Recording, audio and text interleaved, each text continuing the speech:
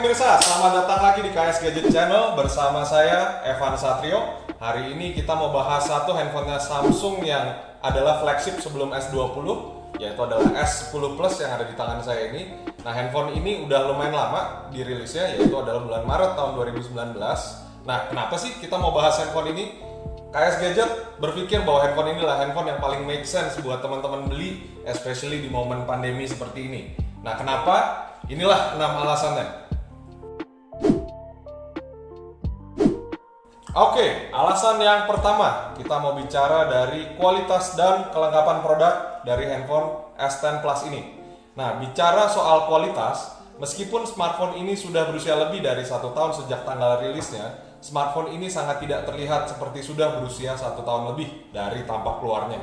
Nah, sebagaimana biasanya Samsung mendesain flagship mereka, S10 Plus ini akan terasa sama premiumnya dengan flagship terbaru dari Samsung, kayak S20 atau Note 20. Dimana biasanya Samsung menggunakan bahan layar kaca berbasis Gorilla Glass 6 untuk layar depan dan Gorilla Glass 5 untuk layar belakang, dibalut dengan frame aluminium yang elegan, dilengkapi dengan teknologi OLED terbaik dari Samsung dengan resolusi 1440x3040 di kerapatan pixel 522 ppi.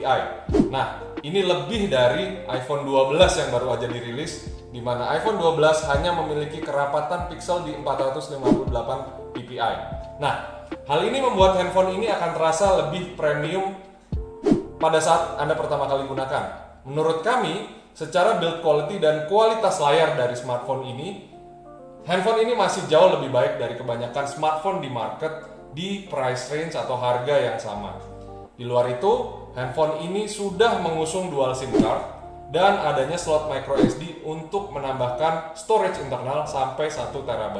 Dan terlebih dari itu, kamera cutout yang di depan ini masih terlihat sama dengan handphone flagship di tahun 2020 ini, yaitu adalah di ujung atas kiri atau di ujung atas kanan ya. Dan juga dilengkapi dengan baterai di 4100 mAh yang menurut kami lebih dari cukup untuk pemakaian 1-2 hari. Oke, alasan yang kedua adalah dari segi kualitas kamera dan dari jumlah kameranya sendiri ya. Nah, di Indonesia, kualitas kamera Samsung flagship ini menurut saya bersaing ketat dengan kamera dari iPhone maupun dari Huawei. Secara kualitas kamera, S10 Plus ini terbilang sangat baik di kelasnya. Saturasi warna terlihat sangat bagus, dynamic range juga sudah menyerupai dari hasil handphone Google Pixel. Dan untuk kebutuhan fotografi smartphone ini udah cukup komplit dengan 3 buah kamera di belakang dan juga 2 kamera di bagian depan.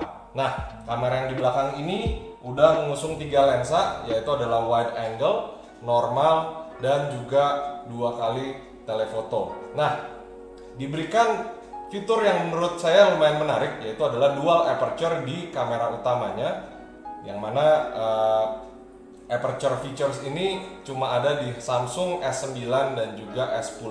For some reasons nggak diteruskan ke Samsung S20 maupun Note 20. Jadi ini adalah varian terakhirnya flagship Samsung yang masih menggunakan dual aperture. Kemudian di bagian depan ini udah dilengkapi dengan 2 lensa, yang mana lensa salah satunya ini adalah lensa yang digunakan untuk depth sensor, digunakan untuk membuat foto portrait atau foto selfie yang lebih bagus. Nah, again, fitur ini juga somehow nggak diteruskan di kebanyakan handphone flagship 2020.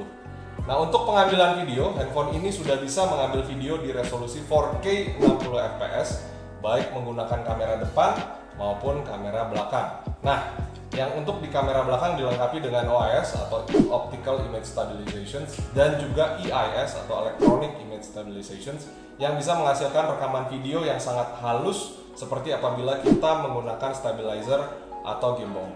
Nah, S10 Plus ini adalah varian terakhir dari Samsung yang memiliki dual aperture sebagaimana tadi saya sampaikan, di mana fitur ini memungkinkan kamera untuk melebarkan atau menyempitkan bukaan lensa yang efeknya adalah cahaya yang masuk ke dalam sensor bisa lebih dikontrol. Bukaan yang lebih besar biasanya membuat foto terlihat lebih terang dengan efek samping background blur yang lebih kentara. Sementara bukaan yang lebih sempit membuat foto memang terlihat lebih gelap, tapi efek sampingnya adalah foto jadi terlihat lebih tajam. Nah, kedua hal itu sangat relevan digunakan di banyak skenario yang kemudian memungkinkan kamera smartphone ini sangat bisa digunakan di banyak sekali situasi.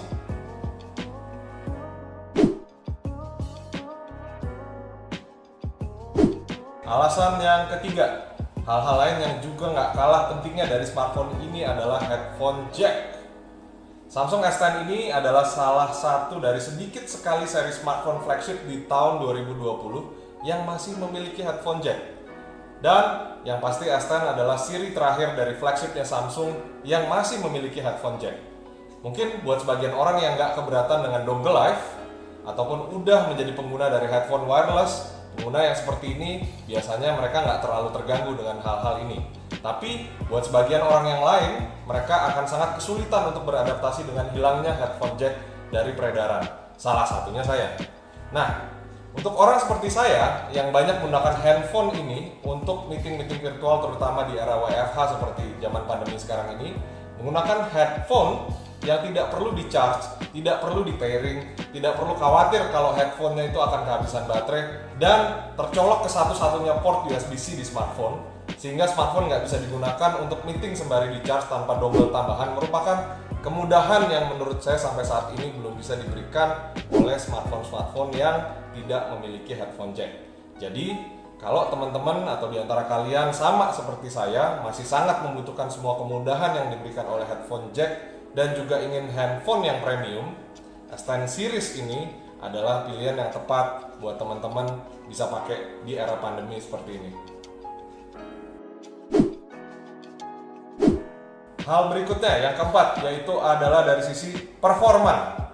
Nah, untuk performa, smartphone ini terutama dengan chipset Exynos yang diberikan oleh Samsung untuk market Indonesia, kurang lebih smartphone ini memiliki 15-20% lebih lambat dibandingkan dengan Samsung S20 series yang juga menggunakan chipset Exynos di Indonesia. Kita ambil dari androidbenchmark.net. Nah, secara performa, skin yang dipakai oleh Samsung S10 ini dibalut dengan skin Android One UI dari Samsung yang semakin kesini semakin serupa dengan Android stock, dimana ini adalah hal yang baik karena membuat penggunaan handphone ini terasa jadi sangat cepat dan sangat halus. Nah, ukuran RAM yang diberikan juga udah lebih dari cukup untuk penggunaan sehari-hari maupun penggunaan yang lebih berat seperti game atau foto editing. Performance baterainya juga nggak mengecewakan menurut saya, di mana handphone ini bisa bertahan sampai 1 hari atau 24 jam full tanpa di-charge dengan penggunaan standar. Kualitas suara pun menurut saya juga udah cukup untuk menggantikan Bluetooth speaker kalau mau dengar musik atau dipakai nelpon atau dipakai dengan call. Nah, memang secara performance handphone ini menurut saya udah lumayan flagship atau udah flagship banget menurut saya, meskipun ini adalah handphone yang dirilis tahun 2019. Nah, sekarang hal yang kelima yang saya mau bahas adalah sensor yang di belakang ini, heart rate sensor. Tidak seperti smartphone lain, sejak awal Samsung merilis flagship mereka, Samsung selalu menyertakan sebuah sensor khusus yang biasanya diletakkan di bagian belakang smartphone bersebelahan dengan kameranya, yaitu adalah sensor ini, heart rate sensor. Nah, sensor ini adalah sensor yang digunakan oleh softwarenya Samsung yang disebut Samsung Health untuk mendeteksi degup jantung kita dan juga bisa melihat kadar oksigen dalam darah. Bahkan, Samsung sempat merilis sebuah software yang bernama MyBP Lab yang memungkinkan kita untuk mengukur tekanan darah dengan meletakkan jari kita di atas sensornya.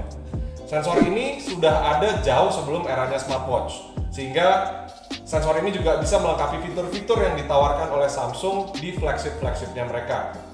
Nah, teman-teman, especially di era COVID seperti ini ya, oksigen level bisa dimonitor dari sensor ini dan bisa sangat membantu kita untuk mengetahui kadar oksigen dalam darah dan bisa memberikan initial information kepada kita apakah kita terjangkit COVID atau tidak. Nah, range normalnya orang sehat itu ada di 95-100% saturation. Kalau di bawah 95, ya monggo datang ke rumah sakit periksa langsung. Bisa jadi kalian terjangkit COVID. Nah, lanjut, S10 series ini adalah seri terakhir dari Samsung dan juga seri terakhir dari seluruh smartphone yang masih punya sensor ini di badan handphonenya langsung. Untuk sekarang, apabila kita ingin punya sensor serupa, maka kita harus beli smartwatch juga untuk bisa mendapatkan fitur-fitur ini. Makanya punya sensor di badannya ini merupakan sebuah benefit yang luar biasa yang masih diusung oleh Samsung S10 Plus ini. Teman-teman, poin terakhir yang juga menurut saya poin yang paling penting untuk dibahas di video ini adalah harga. Dengan semua fitur yang sudah saya sempat sebutkan sebelumnya, harga dari smartphone ini dengan kondisi BNIB, brand new in box, di online marketplace Indonesia berkisar antara 6-8 jutaan, tergantung dari varian dan spek mana yang kalian mau beli. Di harga ini, kalian sebenarnya bisa beli smartphone flagshipnya Xiaomi atau Realme, tapi kemungkinan kalian nggak akan dapat semua yang saya sebutkan tadi. Termasuk juga yang nggak kalah pentingnya adalah logonya Samsung, di mana logo ini kelihatan lebih prestis dari merek-merek Chinese yang lain seperti Xiaomi atau Realme. Nah, apabila dibandingkan dengan penerusnya Samsung S20 yang start harganya dari 13,5 juta dan easily sampai 19 juta, kalian bisa beli Samsung S10 Plus ini dengan harga 7 jutaan di online marketplace dengan beberapa fitur yang justru nggak ada di Samsung S20 series. Untuk itu, menurut saya, kalian yang mau upgrade handphone tapi nggak mau keluarin budget lebih dari 8 juta, Samsung S10 series ini adalah pilihan yang terbaik buat kalian yang mau ngerasain flagship performance dan juga prestige. Jujur, selain layarnya yang sudah 120 Hz, saya sendiri nggak ngerasain ada bedanya menggunakan S10 series dan S20 series secara performance. Tapi harganya bedanya lumayan signifikan. Oke teman-teman, jadi itu adalah 6 alasan kenapa handphone ini masih sangat layak dipertimbangkan untuk kalian beli even di tahun 2020. Kalau kalian suka video ini, please like. Kalau kalian nggak suka, tombol jempol ke bawahnya juga bisa dipencet, nggak masalah. Nah, please subscribe ke channel kami dan jangan lupa pencet tombol loncengnya supaya kalian nggak miss video-video yang akan kami upload ke depan. Nah, untuk itu, nama saya Evan Satrio. Saya akan ketemu teman-teman di video berikutnya. Salam KS Gadget.